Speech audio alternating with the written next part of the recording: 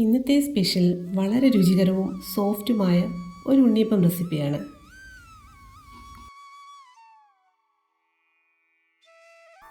ഇത് തയ്യാറാക്കുന്നതിന് വേണ്ടി ഞാനിന്നിവിടെ എടുത്തിരിക്കുന്നത് 1.5 കപ്പ് പച്ചരി 6 മണിക്കൂർ വെള്ളത്തിൽ കുതിർത്ത് വെച്ച ശേഷമാണ്. 1 കപ്പ് ശർക്കര പാനിയാക്കി എടുത്തിട്ടുണ്ട്. ഒരു റോബസ്റ്റ പഴമാണ് ഞാനിവിടെ ഉപയോഗിക്കുന്നത്. അതുപോലെ 5 ഏലക്കയും. ഇതിനുള്ള ബാറ്റർ തയ്യാറാക്കുന്നതിന് വേണ്ടി എടുത്തു വച്ചിരിക്കുന്ന ഇത്രയും സാധനങ്ങൾ ഒരു മിക്സിയുടെ ജാറിലേക്ക് ഇട്ട് നന്നായി അരച്ചെടുക്കുന്നുണ്ട്. അരച്ചെടുത്ത ഈ മാവ് ഒരു 6 മണിക്കൂർ ഫെർമെൻറ്റ് ചെയ്യാനായിട്ട് മാറ്റി വയ്ക്കുന്നുണ്ട്. അതിനുശേഷമാണ് ഉണ്ണിയപ്പം തയ്യാറാക്കുന്നത്. ഈ ഉണ്ണിയപ്പം തയ്യാറാക്കുന്നതിന് വേണ്ടി കുറച്ച് തേങ്ങാക്കൊത്ത് നെയ്യിൽ വറുത്തെടുക്കേണ്ടതായിട്ടുണ്ട്. അതിനുവേണ്ടി ഒരു പാൻ ചൂടാക്കി അതിലേക്ക് നെയ്യ് ഒഴിച്ചു കൊടുത്ത ശേഷം തേങ്ങാക്കൊത്തിട്ട് ഒന്ന് മൂപ്പിച്ചെടുക്കാവുന്നതാണ്. ചെറിയ തീയിലിട്ട് വേണം ഇത് മൂപ്പിച്ചെടുക്കുന്നതിന്. കരിഞ്ഞു പോകാതെ ശ്രദ്ധിക്കുകയും വേണം.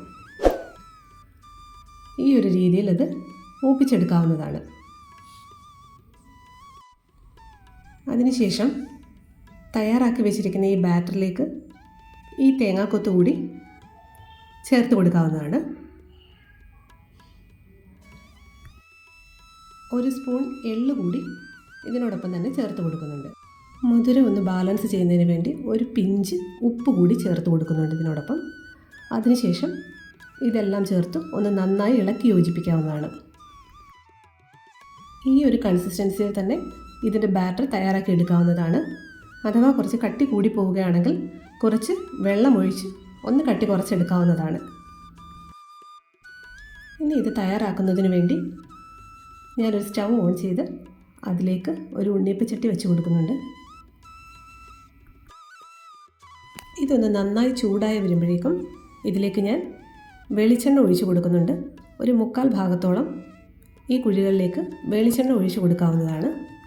എണ്ണ നന്നായി ചൂടായി കഴിയുമ്പോൾ ഫ്ലെയിം ഒന്ന് മീഡിയം ആക്കിയിട്ട് ഇതിലേക്ക് നമുക്ക് തയ്യാറാക്കി വെച്ചിരിക്കുന്ന ബാറ്റർ ഒഴിച്ചു കൊടുക്കാവുന്നതാണ്.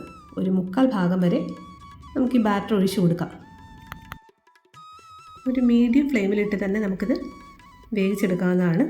ഫ്ലെയിം കൂട്ടി വെച്ചാൽ ഇത് പെട്ടെന്ന് തന്നെ കരിഞ്ഞു പോകും, അകവശം വേവുകയുമില്ല. ഒരു വശം ഒന്ന് മൂത്ത് വരുമ്പോഴേക്കും ഇത് തനിയെ ചെറുതായിട്ടൊന്ന് തിരിഞ്ഞു തുടങ്ങും. ആ സമയത്ത് നമുക്ക് ഇതൊന്ന് മറിച്ചിട്ട് കൊടുത്ത് മറുവശം കൂടി വേവിച്ചെടുക്കാവുന്നതാണ്.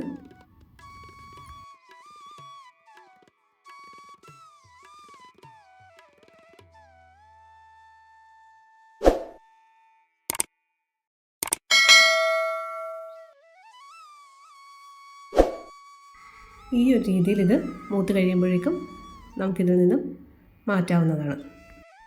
റോബസ്റ്റ പഴം ചേർത്തുണ്ടാക്കുന്നത് കൊണ്ട് തന്നെ ഈ ഉണ്ണിയപ്പത്തിന് പ്രത്യേക ഒരു മണവും ടേസ്റ്റുമാണ്. അതുപോലെ തന്നെ നല്ല സോഫ്റ്റായിട്ടിരിക്കുകയും ചെയ്യും. പച്ചരി കൊണ്ടുണ്ടാക്കുന്ന ഉണ്ണിയപ്പം പലപ്പോഴും കട്ടിയായി പോകുന്നത് കാരണം പലരും മൈദമാവ് വെച്ചൊക്കെ ട്രൈ ചെയ്യാറുണ്ട്. ഇതിൻ്റെ സോഫ്റ്റ്നെസ് ഞാൻ നിങ്ങളെ ഒന്ന് കാണിച്ചു തരാം. ഇത്രയും സോഫ്റ്റാണ് ഈ ഉണ്ണിയപ്പം. തീർച്ചയായും നിങ്ങളെല്ലാവരും ഒന്ന് ട്രൈ ചെയ്ത് നോക്കണം.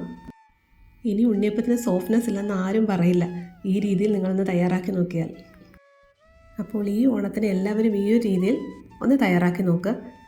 ഈ റെസിപ്പി നിങ്ങൾക്ക് ഇഷ്ടമായെങ്കിൽ ഷെയർ ചെയ്യാനും ലൈക്ക് ചെയ്യാനും സബ്സ്ക്രൈബ് ചെയ്യാനും മറക്കരുതേ. മറ്റൊരു റെസിപ്പിയുമായി വീണ്ടും കാണാം. താങ്ക്